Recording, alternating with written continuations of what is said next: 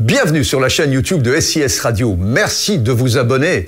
Activez la clochette pour être notifié lors de nos prochaines vidéos. Lâchez votre pouce bleu et les commentaires, on adore ça.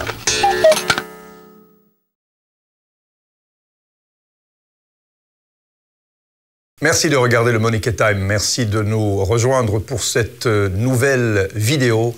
La question est simple. Après l'Ukraine, Claude Moniquet, Vladimir Poutine va-t-il envahir aussi la Suède et la Finlande? À sa place, je ne le ferai pas. Très honnêtement.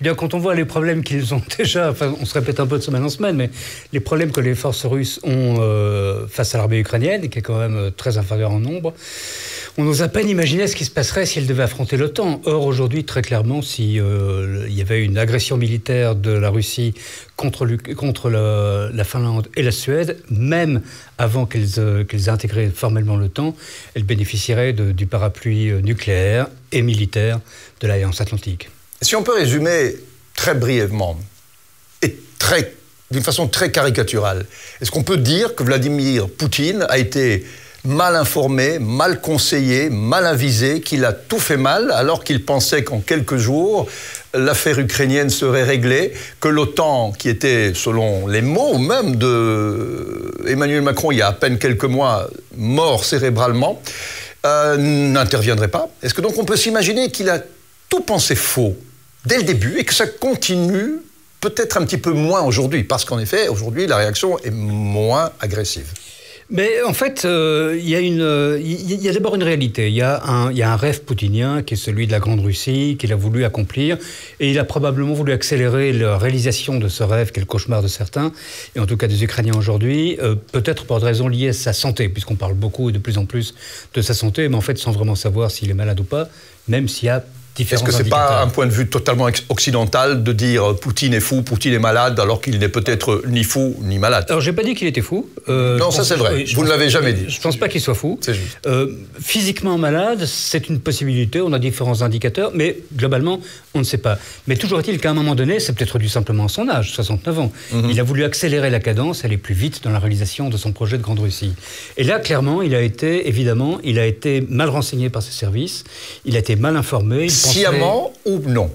C'est important de savoir ça.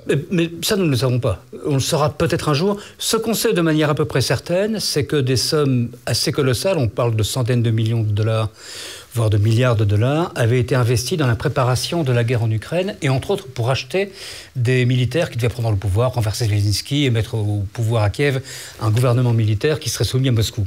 C'est pour ça que dans les premiers jours, les Russes étaient très sûrs d'eux, et que dans les convois militaires, je crois que je l'ai déjà dit, mais je le répète, c'est intéressant, et c'est important, dans les convois militaires, entre autres cette fameuse colonne de 80 km qui avançait vers Kiev, il y avait déjà des centaines de civils qui étaient là pour prendre la place de l'administration ukrainienne une fois le coup accompli. Donc les nouveaux fonctionnaires de la nouvelle Ukraine sous tutelle russe étaient déjà là. Ils étaient embarqués dans les fourgons de l'armée.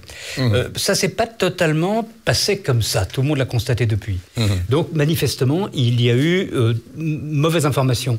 On dit qu'il y a différents responsables du FSB qui ont été sanctionnés, qui ont été mis aux arrêts, etc., en résidence surveillée. On dit que la semaine dernière, 150 à 200 fonctionnaires du FSB ont été limogés. Et en tout cas, il est officiel que Poutine a confié toutes les opérations de renseignement et les opérations spéciales en Ukraine au GRU, le renseignement militaire, et plus au FSB. C'est normalement au GRU à faire ce boulot-là. À la base, c'était pas le FSB qui devait s'en occuper. Le FSB devait s'occuper de l'Ukraine parce que le FSB est responsable du renseignement dans les pays de l'ex-Union soviétique. Voilà, ça peut nous sembler bizarre, mais c'est un peu comme ça. Et le GRU se contente de faire du renseignement théoriquement, sur le terrain militaire, du renseignement tactique en appui des forces, mais pas du renseignement politique et rien d'autre. Or, aujourd'hui, c'est clairement le groupe qui a la main, totalement. Et là, ça veut dire qu'il y a certainement une grosse mauvaise humeur de Poutine. Peut-être estime-t-il, enfin, mal informé, il l'a été. Peut-être estime-t-il avoir été trahi. Peut-être pense-t-il, c'est ce qu'on dit en tout cas, que certains des officiers supérieurs du GRU, au lieu de dépenser leur argent, l'argent qui leur a été donné en Ukraine, l'ont mis dans leur poche pour s'acheter des yachts de 120 mètres de long, ou des villas sur la Côte d'Azur ou ailleurs. À quel niveau de corruption Poutine est-il confronté? Le connaît-il lui-même? Mais Poutine est le premier des corrompus en Russie. Oui, mais connaît-il le reste de la corruption? Oui, je pense quand même qu'il a une idée assez précise, en tout cas dans son entourage proche, de qui touche quoi. Ça fait partie quand même d'accords qui se négocient, et puis c'est aussi des prébendes, ce sont des choses qu'il donne lui-même, des espèces de droits de tirage, si on peut dire, qu'il donne à ses fidèles. Là, manifestement, il a été un tout petit peu dépassé, les élèves ont dépassé le maître, il n'a pas instauré, parce que la corruption était là sous Yeltsin, et déjà à l'époque soviétique d'ailleurs, mais il a amplifié le système, il en a fait un véritable système de gouvernement, et maintenant cette corruption généralisée se retourne contre lui.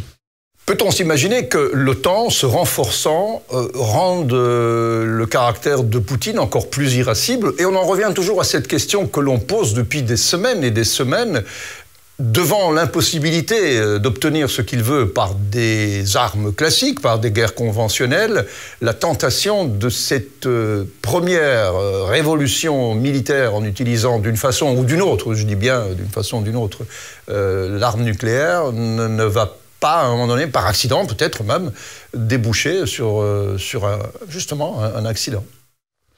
L'utilisation d'une arme nucléaire tactique sur le terrain en Ukraine reste une possibilité. Assez peu probable, mais ça reste une possibilité. Assez peu probable parce que les conséquences seraient quand même, actuellement, sont difficiles à imaginer et ça pourrait entraîner une réaction de l'OTAN qui serait... Et lesquelles? Parce que l'OTAN qui utiliserait une arme nucléaire tactique déjà moralement, philosophiquement, par rapport à nos valeurs, ce serait quand même beaucoup plus compliqué. Mais nous ne sommes pas les fous, nous ne sommes pas les méchants. On n'aurait pas du tout besoin d'utiliser d'armes nucléaires contre la Russie, sauf si, bien sûr, la Russie s'en prend directement à l'OTAN, c'est dans l'autre cas de figure. Il suffirait qu'on fasse une coalition pour achever de totalement l'isoler. Il est une évidence pour n'importe qui connaissant un peu la scène internationale que si Poutine a la mauvaise idée d'utiliser une arme nucléaire, même tactique, sur le terrain, ses amis chinois le lâcheront dans la seconde. Pour quelle raison? Parce qu'ils sont totalement opposés. Les Chinois sont des gens rationnels, sont des gens responsables, contrairement à Vladimir Poutine. Ils ont les défauts qu'ils ont, ce n'est pas une démocratie, mais ils sont très très clairs sur ce genre de choses. Si Poutine va trop loin, ils le lâcheront. Alors et par ailleurs, il n'a pas besoin d'armes nucléaires, parce qu'il a d'autres possibilités qui sont tout aussi répugnantes moralement, et tout aussi graves internationalement, mais qui n'ont pas la même ampleur quand même, qui sont les armes chimiques, voire les armes biologiques. Le fait que Poutine répète, que la propagande répète à longueur de journée depuis 2 mois que les Américains avaient des laboratoires biologiques en Ukraine, ce qui est complètement faux, je veux dire, c'est une propagande moscovite une fois de plus, est interprété par certains comme le fait qu'il prépare l'opinion au fait qu'il pourrait y avoir un accident biologique en Ukraine. L'accident biologique, vous m'avez compris, ce serait l'utilisation d'une arme biologique par les Russes. Ça, j'y crois pas non plus. Une arme chimique, c'est tout à fait possible. Ou une intensification des bombardements sur les populations civiles, c'est possible. Ce qu'il y a de certain, en tout cas, c'est que l'armée russe aujourd'hui est dans une situation qui est catastrophique. Les troupes ukrainiennes qui ont libéré la poche de Kharkiv sont arrivées à la frontière russe, ce qui, quand même, symboliquement, est quand même désastreux pour Vladimir Poutine. On est loin du scénario du mois de février. Ah ben on n'est plus du tout dans ce scénario. On est dans un scénario qui n'est plus un scénario, enfin, oui, qui est une réalisation même aujourd'hui, qui est la chute sans fin de la Russie au fond d'un gouffre de sanctions économiques, d'isolement politique et de malheurs militaires sur le terrain. Alors, je les vois mal dans ce contexte s'engager dans une opération, disons, de force contre la Finlande et la Suède, même si l'adhésion de ces 2 pays à l'OTAN est un gain stratégique majeur pour l'Alliance Atlantique. D'accord. Dernière question, et réponse brève.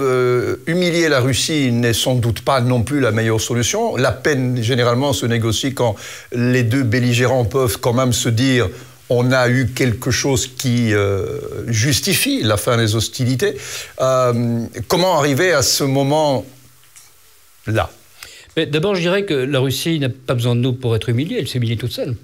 De notre point de vue, mais du point de vue déjà du discours de Poutine par rapport à son peuple russe. À part quelques trolls africains payés ou manipulés par Wagner, et à part le Venezuela et peut-être Cuba, qu'on entend d'ailleurs assez peu, je vois pas beaucoup de monde sur la planète qui disent... Alors comment sortir de cette impasse d'une façon... La seule personne qui peut... Il y a deux possibilités pour en sortir, des négociations, mais des vraies négociations. Parce que les Russes, c'est quoi leur manière de négocier? C'est de dire, ce que j'ai pris, je le garde, et maintenant on va discuter du reste. C'est pas une négociation. Et ça, ce sera refusé. Par ailleurs, l'accumulation des crimes de guerre qu'on constate de plus en plus sur le terrain ukrainien font que le gouvernement ukrainien n'a aucune envie de négocier et disons-le honnêtement, assez peu poussé à le faire par les puissances occidentales. Donc, soit négociation, mais on voit mal... cette guerre, Claude, a commencé en 2014. On ne l'a jamais terminée non plus. Personne ne l'a terminée avant. Alors, si on dit que cette guerre a commencé en 2014, oui, par une intervention russe, de nouveau. C'est-à-dire, les Russes sont, depuis le départ, dans leur tort dans l'affaire ukrainienne. Sans aucun... Enfin, en termes du droit international, c'est même pas discutable. Donc, le seul qui peut aujourd'hui... mettre fin à cette guerre, c'est celui qui l'a commencé, c'est Vladimir Poutine. Alors, s'il ne comprend pas que c'est son intérêt, il faudra qu'il ait encore quelques défaites.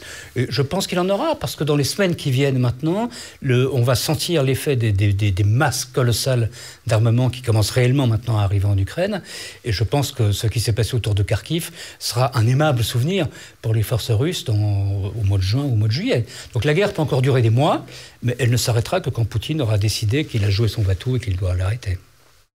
La suite, eh bien, ce sera pour la prochaine vidéo, parce que je pense que chaque semaine, nous aurons de nouvelles informations à partager.